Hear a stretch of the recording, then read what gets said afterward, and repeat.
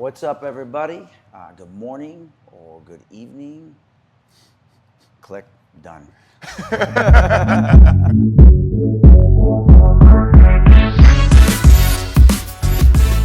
Dom, this is Paulie. We're the Reverse Shrimp Company.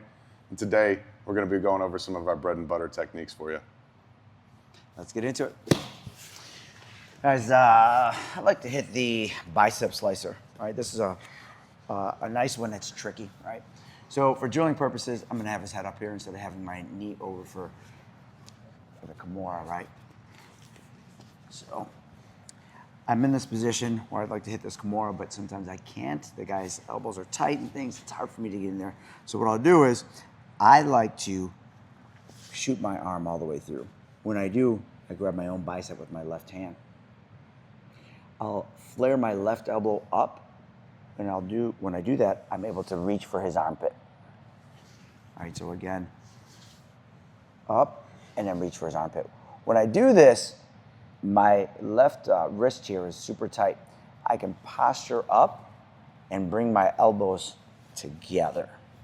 All right, this hand would be on the bicep, or on the armpit rather, and when I do, I posture and start to squeeze. It comes down really fast, and you'll get a worry tap, like uh-oh, or a pain compliance tap. So again, he's a little tight here, right? I slide, grab my own bicep, flare my left elbow, and my right hand comes to his armpit. If I don't feel comfortable with just posturing up and pinching my elbows together, right, I'll lean on top of his body and I'll squeeze. This one's a little bit tighter because it brings everything together and it's pushing everything down, right? So again, I have this Kimura grip. I want to start posturing and get it, finish it, but I'm not able to. So I slide up, grab my own bicep, lift my left elbow, enough space here to where I can take my right hand and grab his armpit. Squeeze, while I'll come up and squeeze. That squeeze looks like this as I'm coming through. I'm postured and squeeze those elbows together. Let's get a different angle here. All right, so let me get this backside. All right, so I'm gonna let him kind of grab a little bit. I shoot my right arm through. My left hand goes to my bicep. I flare my left elbow and go underneath to his armpit. As I start to posture, I squeeze. If not, I can lean on top of him and squeeze. All right, so one more time here. Everything is tight. Slide my left arm through to my bicep. Flare the left elbow. Grab the armpit. Squeeze. It'll be like this. Or on top. Boom. That one's a good one. I'd like to mention with this, I didn't make this move up. I really like it. I seen it when I first seen it. I think it was a blue or purple belt. Seen it from a gentleman named Joseph Capizzi. He's on the East Coast. Shout out to Joe. That's a good one. But I like to give credit where credit's due. Nice. So my favorite technique lately has been the standard arm triangle.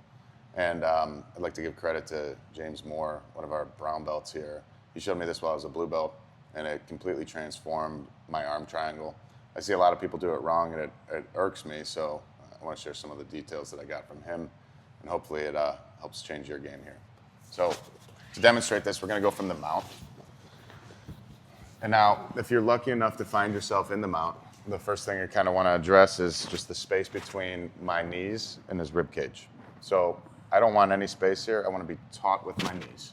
If I'm loosey-goosey, lackadaisical, he's going to get his elbow in and start to elbow escape, which is going to create problems for me. He's going to get away. Especially if the guy's upper rank, he's out of here. So as soon as I get to the mount, my knees are taut. My chest comes down and my arms are wide. Now, here at the Reverse Shrimp Company, we like to play chess, not checkers. His hands are going to go to my hips 90% of the time, and I'm going to meet this reaction with a reverse crossface. Now, I want to put enough pressure here where he has to address this choke, and his hands will come up. Once his hand comes up, I'm going to go palm up spin underneath, and trap this arm, and start to begin the process here. So I dish my arm underneath his head. And a key detail, so you don't lose this from the mount, is that the center line and my center line and his center line are not aligned anymore. If I stay here and we're squared up with our center lines, he's going to reverse the position. So go ahead and hit like a, yep. Terrible. You work so hard to get here, don't just throw it away. So again, we get to the mount, my knees are taut, chest comes down, my hands are above his head, and I'm wide. This keeps me stable. As his hands go to my hips, I start to frame with this reverse crossface on his throat. His arm comes up. I go palm up, spin underneath, trap the arm, dish my left arm all the way to his delt, and sag my center line off towards the side that I have the arm trap. And now I can begin the process of wrenching and crawling my hand up. So if he's giving me pressure here, like, and he's being strong, all I have to do is straighten my arm. Take a little bit away, come back, straighten my arm. And then I get to a threshold here where his hand, or his arm is across his face, and I'm able to get this portion of my chin on the back of his tricep here. So once I'm here, I know I have it. And now this brings me to my second key detail, which would be starting the choke with your forehead below the ball of the shoulder here. Most people, you get here and they're squeezing. They start way too high. And the guy's able to answer the phone and frame and save himself. And you'll gas out from squeezing too long. Like this, You're gonna grab the delt, and I'm gonna show you with one arm just for demonstration purposes and how powerful this actually is. I start my head way low, below the ball of the shoulder. And now all I do is drag my head along the mat and go ear to ear with him to get the tap. So again, one more time. Knees are taut. Chest to chest, my arms are wide so I don't get reversed. I reverse crossface as soon as his hands are on my hips, which brings his arm up. I swim under, and I sag to the side that I'm starting to attack the arm on. There's one other tip too, like if we spin this way, you could htherk the opposite leg, which will also, save yourself from getting swept here if you feel like this guy's going buck wild. So we're here, dish the arm across, I'm sagging my weight. And one other thing as well, you don't want to get your head trapped. I see this a lot, where they run into their own head. No good. You want to sag your head back, kind of look up a little bit as we're coming across. It allows me to get to here. My forehead goes below the ball of his shoulder, and then I slide ear to ear to get the tap. Now you could gable grip here, but as soon as you gable grip, the other big thing is you have to keep this shoulder relaxed. I'm not driving my shoulder into him. I'm just simply putting my head on the mat and going ear to ear to get the finish. Those are some great key details with that. So it's deadly. As soon as you get those details down, you could pretty much hit that from anywhere. You could come off into side control. You could hit it from the bottom. You could hit it from the guard, from the mount. It's pretty awesome. Great stuff. Let's throw one more at you guys. Let's hit this one from the De La Riva. All these techniques here are universal, so you can hit these gi or no gi. I like to hit this right when the guy starts to load up. Not that I can't do it here, but he's a little tight. So what I like to do is I'll take my right hand, put it on his knee.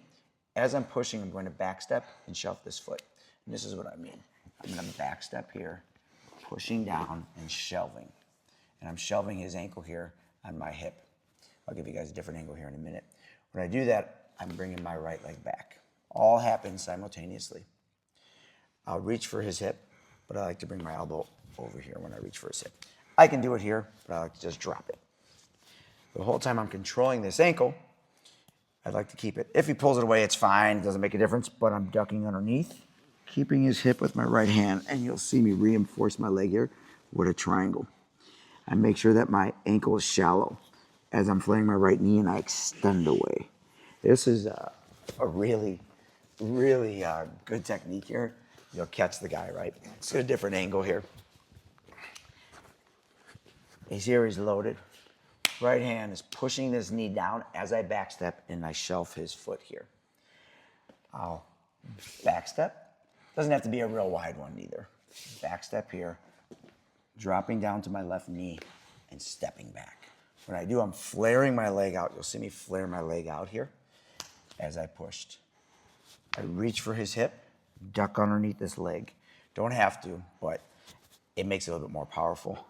When I hit this roller, everything is super tight, and I'm able to extend my leg. Try not to give too much pressure when we're drilling it, because it's beautiful, right? This is a really nice one here. Push, back step, as I'm dropping to this knee and coming back. Flaring out. Reaching for this hip and rolling through. Now, if I don't want to roll through, I don't have to, right? I could just drop to my side, right? Drop to my side, I'll still duck underneath, but when I do, I'll grab this hip instead, right? So I come through and I drop. When I sit through here like this, I want to control this hip now, and I like to flare. It's super tight here, and I can tell it's tight on him, but sometimes when the guy's moving around, I got to control that hip. If not, I can just control here, and I flare my leg out, and you can see that pressure there as I flare out.